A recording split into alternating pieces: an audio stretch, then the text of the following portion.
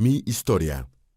En su biografía, Michelle Obama cuenta su historia a través de diferentes procesos históricos y sociales, desde cómo vivió la segregación racial en su infancia a cómo conoció al expresidente Barack Obama, además de su experiencia en la Casa Blanca siendo una primera dama muy influyente.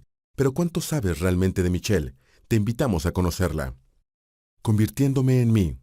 Para entender la historia de Michelle LaBaum Robinson, es fundamental poner en contexto su infancia, su familia y el contexto social de ese momento. Nació el 17 de enero de 1964, en el South Side de Chicago, Illinois. Allí tuvo una infancia feliz, con sus padres Fraser Robinson III y Marian Childs Robinson. Su progenitor era un demócrata amante del jazz, mientras que su madre fue ama de casa hasta que Michelle entró a la secundaria.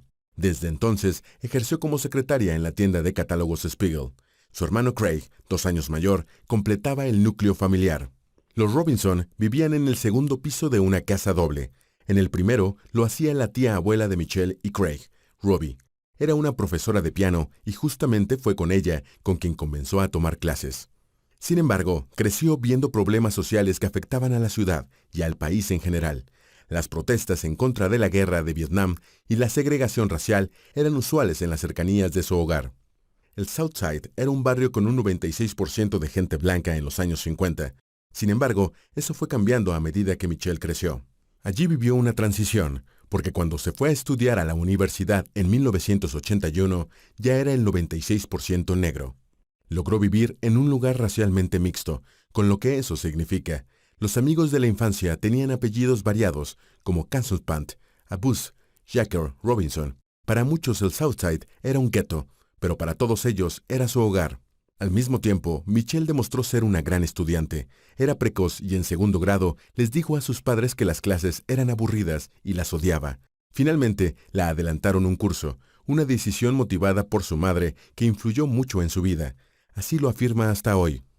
Con el tiempo, terminó sus estudios en el progresivo Whitney M. Young High School. Le tomaba 2 viajes en colectivo ir desde su casa hasta allí, aunque recuerda que el esfuerzo valió la pena. Michelle tuvo un gran rendimiento en su high school, siendo una de las mejores de su clase, pero según los consejeros de su escuela, eso no era suficiente para ir a Princeton. No alcanzaba a ser una de las alumnas top 10 de su instituto. Sin embargo, Princeton era su prioridad número 1. Sobre todo porque su hermano Craig había conseguido entrar. El fracaso es una sensación mucho anterior a un resultado real, sintió. Afortunadamente, usó esos comentarios para motivarse y finalmente pudo entrar a esa universidad. Entonces, por primera vez en su vida, pudo darse cuenta del significado de la palabra división. Menos del 10% de los estudiantes de Princeton eran negros. Afortunadamente, participó en una institución llamada Centro del Tercer Mundo, TWC, por sus siglas en inglés. Allí consiguió ser la asistente de Cerny Brussell, una inteligente y bella mujer negra que siempre pensaba 4 a 5 ideas a la vez, según describió en su libro. Brussell era una referente para todos los estudiantes de color. Como activista y consejera, Michelle aprendió mucho de ella, incluido cómo ser madre. Cerny era la madre soltera de Jonathan, a quien la ex primera dama cuidó en varias oportunidades. Después de hacer el test LSAT y de terminar en Princeton, asistió a la Escuela de Leyes de Harvard. Tras finalizar sus estudios, volvió a Chicago para trabajar en la firma Sidney & Austin. Fue allí donde conoció a un tal Barack Obama. Barack había llegado allí para recibir consejos sobre su futuro, pero era tan excepcional que en vez de aprender en la compañía, terminó enseñando a sus compañeros. Todo esto a pesar de haberse tomado unos años sabáticos antes de entrar a Harvard. Michelle fue asignada a trabajar 3 meses a su lado. No se enamoró a primera vista, en especial porque fumaba y ella odiaba a los fumadores. Después de un tiempo, Barack se acercó a ella y tras el primer beso, todo cambió, convirtiéndonos en nosotros. Antes de casarse, Barack tuvo que pasar una última prueba. El hermano de Michelle, Craig, fue en un partido de baloncesto donde Craig analizó su personalidad a través del juego. Se lo había pedido su hermana porque la opinión de su familia le importaba. Al final aprobó el examen. Barack terminó sus estudios en Harvard, regresó a Chicago y en octubre de 1992 dijeron el sí en el altar. Sin embargo, estaban tan ocupados en sus trabajos y proyectos personales que no pudieron disfrutar de la luna de miel. Cansado y estresado, escribió Barack acerca de estos años, teníamos muy poco tiempo para hablar y mucho menos para el romance.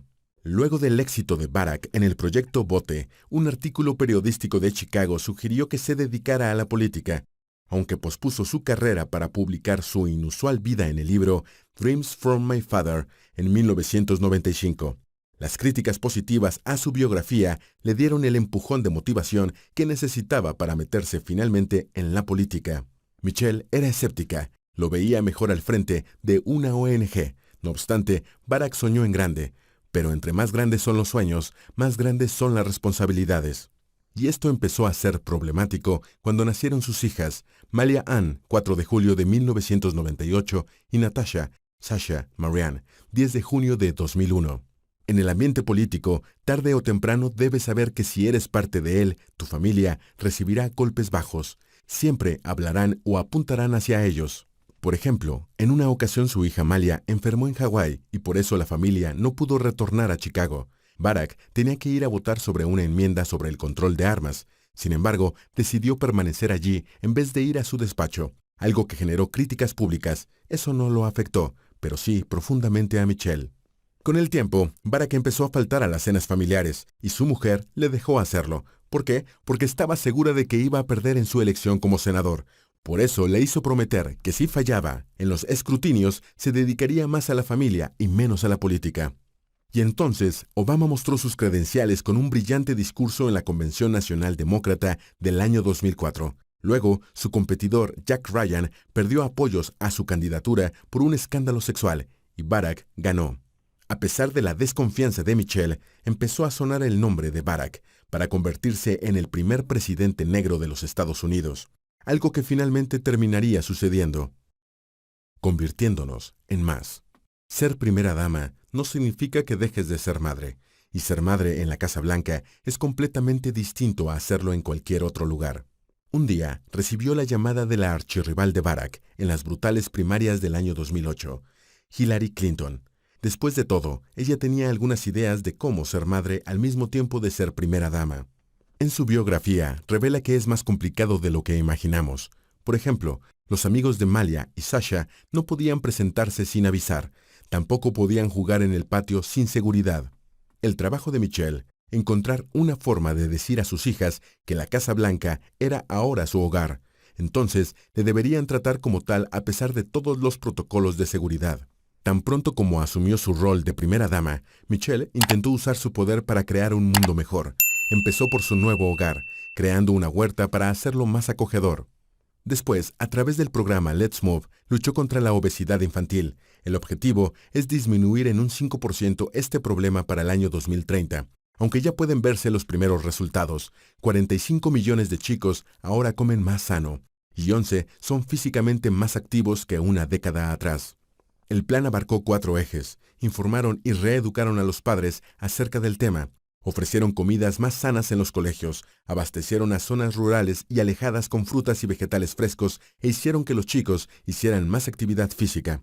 Este éxito motivó a Michelle a ayudar a otra parte de la sociedad, como a los veteranos de guerra y sus familias. Consiguió que más de 1 millón de excombatientes y sus esposas obtuvieran un trabajo. Además, empoderó a las mujeres jóvenes a tener su educación garantizada con la iniciativa Dejemos que las chicas aprendan. Mirando hacia atrás, Michelle está satisfecha con lo que ha logrado junto a Barack en 8 años. Sin embargo, no está contenta con el ocupante de los despachos al que ellos dejaron su lugar, Donald Trump. Más allá de la política, todo Estados Unidos escuchó cómo atacó verbalmente a una mujer. Encima, logró salirse con la suya. Esto fue lo que trató de mostrar Michelle cuando habló a favor de Hillary Clinton, antigua contrincante de su esposo Barack. Desde la niñez he creído que es importante hablar y concientizar acerca de los bullies. Y para que quede claro, ahora estamos ante un bully, dijo sobre Trump en plena campaña presidencial de Clinton. Notas finales. En el cierre de su libro, Obama revela que a pesar de no seguir ligada de manera oficial a la política, sigue preocupándose por su país, especialmente con el presidente racista actual de Estados Unidos. La actitud de Michelle en las últimas elecciones dejó claras sus prioridades como ciudadana. Priorizó el bien de los Estados Unidos, según su punto de vista, hablando a favor de Hillary Clinton. No importó que Clinton fuera una antigua adversaria de Barack Obama. Había que evitar que Donald Trump ganara el poder. Finalmente no lo consiguió, pero lo intentó. Ha sido muy difícil ver cómo este presidente ha dudado de los americanos e hizo que los americanos dudaran y se enfurecieran contra sus compatriotas. Las políticas compasivas y cuidadosamente diseñadas fueron revertidas, señaló. Y Michelle Obama sabe mucho sobre este tema. En varias oportunidades de su vida le dijeron que no iba a poder o que no era suficiente, pero eso no la detuvo. Como por ejemplo, cuando desde su escuela secundaria le aconsejaron no presentarse a Princeton, consideraban que no tenía nivel suficiente. Sin embargo, a través de su esfuerzo e inteligencia, logró hacerlo. Años más tarde, cuando tuvo poder, lo utilizó por el bien común. Manejó las herramientas que tuvo a su alcance cuando fue primera dama. Focalizó su trabajo en ayudar a las minorías. Con diferentes programas cambió la realidad de chicos obesos, veteranos de guerra y mujeres vulneradas.